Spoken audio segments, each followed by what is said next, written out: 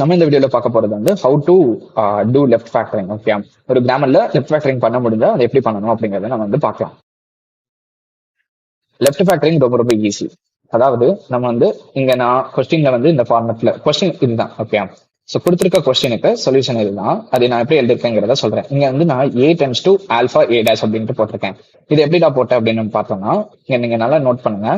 இங்க கொஸ்டின்ல right hand சைட்ல எது எது வந்து காமனா ரிப்பீட் ஆயிட்டு இருக்கு அப்படின்னு நம்ம பார்த்தோம்னா, எனக்கு ஆல்பா தான் எல்லாத்துலயுமே காமனா இருக்கு. கரெக்டா? ஸோ இந்த ஆல்பாவை நான் எழுதிக்கணும். அதுக்கப்புறம் இந்த டிஃப்ரெண்டா வர்றதுக்கு பதிலா ஒரு தனி ப்ரொடக்ஷன்ல நான் அதை தனியா எழுதிக்கிறேன் அப்படிங்கிறதுக்காக A dash அப்படிங்கறத நான் போட்டுக்கிறேன். இப்போ A dash அப்படின்ட்டு போட்டு இங்க டிஃப்ரெண்டா வந்துச்சா, β1, β2, β3, இதை நான் தனியா எழுதிக்கிறேன். அவ்வளவுதாங்க. இப்படி பண்ணா நம்மளுக்கு லெஃப்ட் ஃபேக்டரிங் முடிஞ்சிடும். இதை நான் வந்து டிவைட் பண்றேன், வேற எதுவும் பண்றது இல்ல. சேமா இருக்கிறத தனியா ஃபர்ஸ்ட் எழுதிக்கிட்டு இந்த டிஃப்ரெண்டா இருக்கிறதுக்குன்னு தனியா ஒரு ப்ரொடக்ஷன் போடுறதுனால A dash.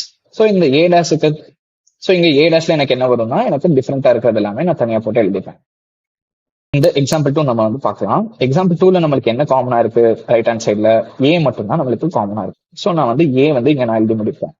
அதுக்கப்புறம் இந்த டிஃப்ரெண்டா இருக்கிறதுக்குன்னு ஒரு ப்ரொடக்ஷன் எழுதுறதுக்காக நான் A dash அப்படின்றத நான் போட்டுக்கிறேன். ஸோ இந்த A dash நான் தனியா எழுதணும் அப்படின்னா, நான் இந்த டிஃப்ரெண்டா இருக்குன்னு சொன்னேன் இல்லையா, அதாவது AB, இங்க BC, இங்க AC, இதை வந்து நான் தனியா ஒரு ப்ரொடக்ஷன் tends to அப்படின்ட்டு போட்டு எழுதி முடிச்சுக்கிறேன்.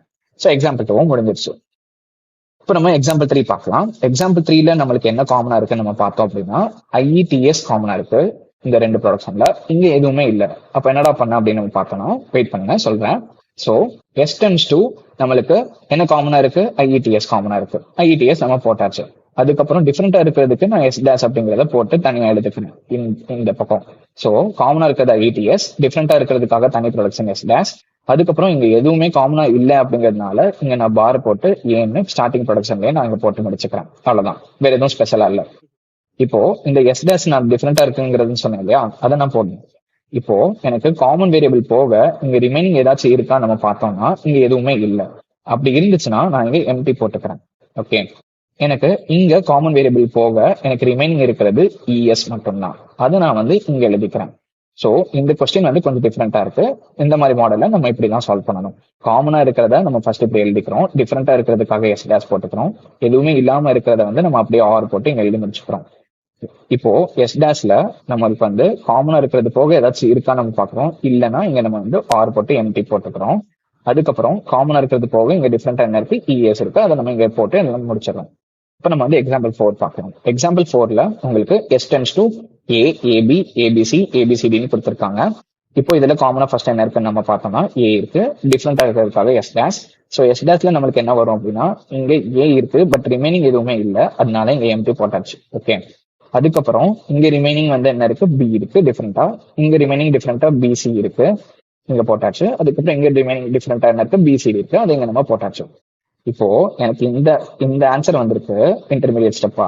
இந்த இன்டர்மீடியட் ஸ்டெப்ல எனக்கு முடிஞ்சிருதா அப்படின்னு நம்ம பார்த்தோம்னா கிடையாது. ஏன்னா இங்கேயுமே நம்மளுக்கு காமன் வேரியபிளா B இருக்கு. கரெக்டா? ஸோ இந்த பிஏ வந்து நான் தனியா எடுத்து எழுதிக்கிறேன். அதுக்கப்புறம் டிஃப்ரெண்டா இருக்கிறதுக்கு S double dash அப்படிங்கிற ஒரு டினோஷன் போட்டு தனியா எடுத்துக்கிறேன். இப்போ இந்த S double dash நான் வந்து தனியா எழுதணும். கரெக்டா? ஸோ இந்த S double dash equal to S double dash tends to அப்படிங்கறத நான் தனியா எழுத போறேன். இப்போ இங்க B மட்டும் தான் இருக்கு, ரிமைனிங் எதுவுமே இல்லை, அதனால இங்க எம்டி போட்டுக்கிட்டேன். இங்க B இருக்கு, அது போக ரிமைனிங் வந்து என்ன இருக்கு, C மட்டும் தான் இருக்கு. ஸோ C போட்டாச்சு. B போக ரிமைனிங் டிஃப்ரெண்டா CD இருக்கு, இங்க போட்டாச்சு. ஸோ இப்போ எனக்கு இன்டர்மீடியட் ஸ்டெப்ல இது இருக்கு. இங்கேயும் முடிஞ்சிருச்சா, இதுதான் ஃபைனல் ஆன்சர் பார்த்தோம்னா கிடையாது. இதுலயுமே நம்மளுக்கு வந்து காமன் வேரியபிள் இருக்கு, விச் இஸ் C. கரெக்டா? ஸோ இந்த C நான் எழுதிக்கிறேன். டிஃப்ரெண்டா இருக்கிறதுக்கு S triple dash போட்டுக்கிறேன். இப்போ நான் S triple dash நம்ம பார்த்தோம்னா C போக ரிமைனிங் எதுவுமே இல்லை, ஸோ எம்டி. C போக ரிமைனிங் டிஃப்ரெண்டா இருக்கிறது வந்து D மட்டும் தான். ஸோ நான் இங்க எழுதிக்கிறேன். ஸோ இப்படி போட்டு எனக்கு S triple dash ஓட முடியுது. ஏன்னா இங்க எனக்கு எதுவுமே காமன் வேரியபிள் எதுவுமே இல்லை இதுக்கப்புறம். ஸோ காமன் வேரியபிள் நம்மளுக்கு இல்லாத மாதிரி நான் ஃபர்தரா டிவைட் பண்ணி பண்றது தான் இந்த லெஃப்ட் ஃபேக்டரிங். இதெல்லாம் பண்ணி முடிச்சதுக்கு அப்புறம் உங்களுக்கு வந்து சப்போஸ் நீங்க பண்ணது வந்து டவுட்டா இருக்கு அப்படின்னா, நீங்க கொஸ்டின்ல கொடுத்திருக்கிறது வந்து நீங்க டிவைட் பண்ணபடி வருதா இல்லையா அப்படிங்கறது பாருங்க. இப்ப நான் வந்து இங்க ABC வருதா இல்லையான்னு நம்ம வந்து செக் பண்ணலாம். ABC நம்ம பார்க்கணும் அப்படின்னா ஃபர்ஸ்ட் இப்போ ஸ்டார்டிங் ப்ரொடக்ஷன் என்ன இருக்கு, S tends to A dash, AS dash இருக்கு. ஸோ நான் அதை வச்சுக்கிறேன் ஃபர்ஸ்ட். ஸோ S dashக்கு பதிலாக இப்போ நான் என்ன சப்ஸ்டியூட் பண்ணிக்கலாம், எனக்கு BS double dash அப்படிங்கறத நான் சப்ஸ்டியூட் பண்ணிக்கலாம். கரெக்டா? ஸோ நான் அதை இங்க சப்ஸ்டியூட் பண்ணிக்கிறேன். இப்போ S double dashக்கு பதிலாக நான் என்ன சப்ஸ்டியூட் பண்ணிக்கலாம், CS triple dash நான் சப்ஸ்டியூட் பண்ணிக்கிறேன். CS triple dash நான் சப்ஸ்டியூட் பண்ணிக்கிறேன். இப்போ எஸ் ட்ரிபிள் டேஷுக்கு பதிலாக நான் என்ன சப்ஸ்டியூட் பண்ணிக்கலாம், எம்டி சப்ஸ்டியூட் பண்ணிக்கலாம். ஏன்னா எனக்கு வேணும் அப்படிங்கிற ஸ்ட்ரிங் வந்து ஏபிசி தான். ஸோ இப்படி பண்ணா எனக்கு ஏபிசி வருது. ஸோ நான் பண்ண லெஃப்ட் ஃபேக்டரிங் கரெக்ட் அப்படின்னு நம்ம தெரிஞ்சுக்கலாம். ஸோ இப்படி தாங்க நம்ம வந்து லெஃப்ட் ஃபேக்டரிங் பண்ணணும். ஓகே, நம்ம இந்த வீடியோல வந்து லெஃப்ட் ஃபேக்டரிங் முடிச்சிருக்கோம். ஸோ இந்த வீடியோவோட எனக்கு வந்து first step for predictive parser முடிஞ்சிச்சு. இதுக்கப்புறம் நம்ம வந்து ஃபர்ஸ்ட் அண்ட் ஃபாலோ, அதுக்கப்புறம் predictive parser table given string எப்படி அக்செப்ட் ஆகுதா இல்லையா அப்படிங்கறத வந்து பார்க்கலாம்.